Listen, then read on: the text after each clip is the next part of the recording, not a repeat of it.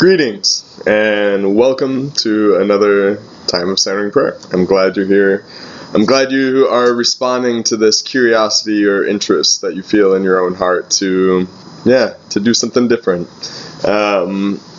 Today, before we actually jump into centering prayer, I want to talk for a moment about self-awareness and what self-awareness is and how that kind of comes into play with centering prayer, and why centering prayer is such an important habit, discipline, whatever you want to call it, for developing and maintaining a holistic, healthy kind of grounding in yourself, in what makes you, for the best and the worst parts of that. Self-awareness as just an idea is all about just this awareness of who you are and why you do the things that you do. It has to do with this understanding a deeper knowing of ourselves and what makes us tick, what makes us really angry, what makes us sad, what makes us upset, what are the ways that we relate to others, how do we feel about our place in the world, all these kinds of questions that have to do with who you are and what you are doing in this world, in this life, with your life, and what you might want to kind of rise out of this self-awareness that we have, our ability to choose and articulate what we want, what we are hoping for, what we are willing to fight for and work for, and what we aren't willing to do, and those lines that we don't want to cross. All come out of this self-awareness, and our ability to live in this self-awareness is really what makes life, what makes our experience of life that much more incredible, amazing, enjoyable, and just ours. I think it was Aristotle who said that the unexamined life isn't worth living. And what he's talking about is, if we don't take the time to understand who we are and why we are the way we are, then the life that we live is one that is going to be very reactionary and only ever lived out in response to what's happening to us, rather than us bringing into the world our best selves, rather than us looking at the world around us and saying, this is who I am and this is how I can share that in a way that actually makes the world around me better. And not only that, but self-awareness also has the really positive health benefits that psychology talks about in the topics of transference and projection. And transference and projections, real quick, are just our human tendency to experience something in life, experience something that happens to us, and to suddenly react or bring onto this one incident or experience all this other past baggage or milieu that is just simmering in the back of our psyche or in the unconscious, or in our hearts or in our bodies even. Like we can sometimes feel stress and feel anger, feel sadness, feel, name the emotion. Those are things that we can very much experience in our bodies. And transference projection are all about the ways in which we unintentionally, unconsciously, and without realizing, react to something that happens out of a mindset or worldview or emotion that does not really belong to this particular event. So an example of this would be something like getting cut off in traffic and suddenly just like going ballistic, and like honk on the horn, waving hand gestures, doing whatever it is to just vent this sudden feeling of rage, when in reality this rage that we might feel has nothing to do with the present circumstances and has everything to do with everything else going on in our lives that we feel so out of control about, that we feel so overwhelmed by or controlled by. And so in this one moment of just someone doing something to us that violates what we perceive as appropriate, fair, or right, suddenly gets all the other stuff in our life that isn't appropriate, fair, or right, and all of that stuff comes rushing onto the scene, and we overreact in a way that we sometimes don't realize. And if it if a car is too abstract and you're just like, no, I'm good, my rage, my frustration is justified and I'm right in that, well, then think about an incident where you might lash out at a family member, a friend, a coworker. You react strongly, more strongly than you meant to, or you interpret something that they said or did to be a very personal slight against who you are, or something to put you down, when really that's not how they meant it at all, or really the way you react then just goes above and beyond what their actual intentions were. Whether that be an accidental glass of spilled milk and that sudden eruption of emotion and energy and just like, again, or you're so clumsy, and it turns into much more than just, I'm sorry you had an accident there, like let me help you to clean that up, or all right, now it's your turn, depending on the level of responsibility that party might have for what they did. Self-awareness is that understanding that what is happening in front of me is what is happening in front of me, and I am fully being present to this without letting all this other stuff in the back of my mind or in my past rush into this and make it look, feel, or become something very different from what it is in actuality. Ultimately, self-awareness is all about living out of our best selves. Because once we begin the journey into self-awareness, once we begin this process of really examining who we are and why we do what we do, why we live the way we live, why we have the hopes and dreams that we do, as soon as we begin this process of beginning to notice how these things, take shape in our lives, where they come from our past, and begin to think about where are they taking me in my future. As we begin to do that, we can have a much more intentional role in determining, well, this isn't the way I want to be treated, or this isn't the thing that I really want to give my time, energy, thought process, my emotional state of being. Like, I don't need to get sucked into this event, because I know that for right now, I'm just here in the present, and this is the only place that I can be for this moment. And so centering prayer strengthens and reinforces self-awareness by, for a short period of time, removing all the constructs around us that make up our sense of self. And what I mean by this is much of our, moving moment by moment self is comprised of what we need to do at any one moment. Whether that be school or work or family or taking care of someone, we have our identity that is comprised of all these different roles and labels that we attach to ourselves or that others have attached to us. And in centering prayer, we're oftentimes bombarded by the messages that all these identities and all of these roles have upon us. We're bombarded by the things that we need to get done, by the things we haven't done, by the things we should have done differently, by the things that are coming up and we can't prevent, and just throwing us into that flurry and swirling vortex of emotional energy and confusing, draining mental just baggage. And all of this stuff seems to come to the surface anytime that we pause and are still. And anytime that in that stillness and in that silence, we aren't self-medicating with something. We aren't distracting ourselves with something. And we begin to recognize and see ourselves more clearly as we more truly and patiently, kindly, compassionately, non-violently notice ourselves. And I use those words very intently because oftentimes in the process of coming to see ourselves, of coming to be who we really are and coming to recognize and rest in that person that is at the core of everything that we say, do, think, want, believe, oftentimes when we begin to encounter that person, it's not always the prettiest. There's a lot of things that we do naturally as human beings to tune out or put away or compartmentalize so much of our lives or our past or things that have happened to us simply for the sake of survival. And that's a good thing. That's a necessary thing.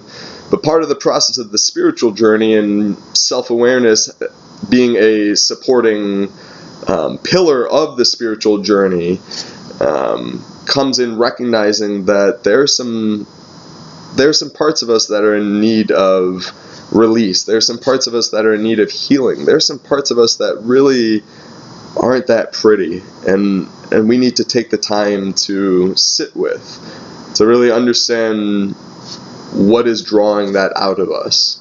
What is it that is still maybe anchored inside of us that needs healing, redemption, restoration. And in centering prayer, then we have 20 minutes of just being still. We have 20 minutes of, in our intent set on just being, sinking into and releasing down to the core self. To recognize that, all these thoughts, all these emotions, all these sensations, all this noise is like weather around a mountain that swirls and it beats it and it hits the mountain, and it may even cloud the mountain at times so that we can't even see what's beneath all this swirling storm. But in centering prayer, we recognize that we are the mountain, that we stand beyond and below and beneath and just beyond all of that noise.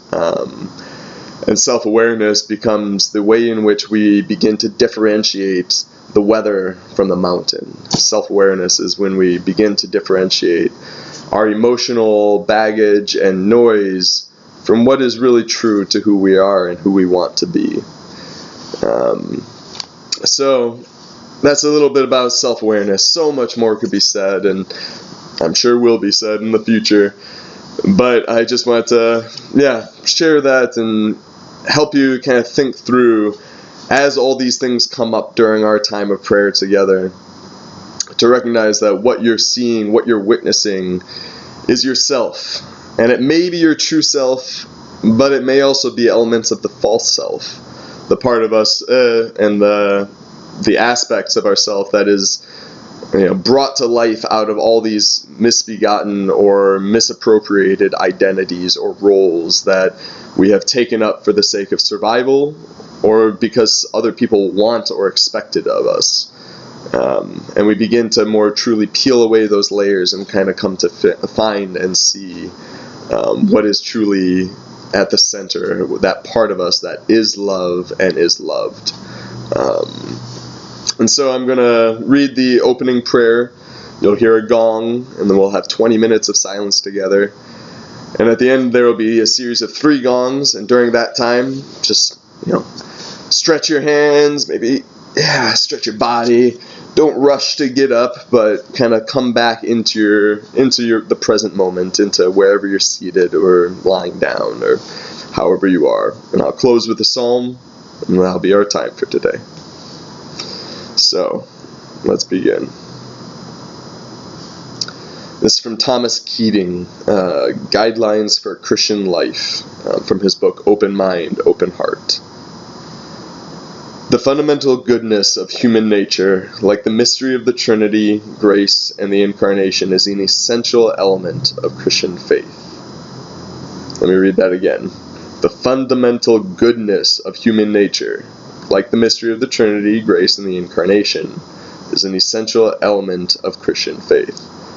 This basic core of goodness is capable of unlimited development, indeed of becoming transformed into Christ and deified. The end of self-awareness.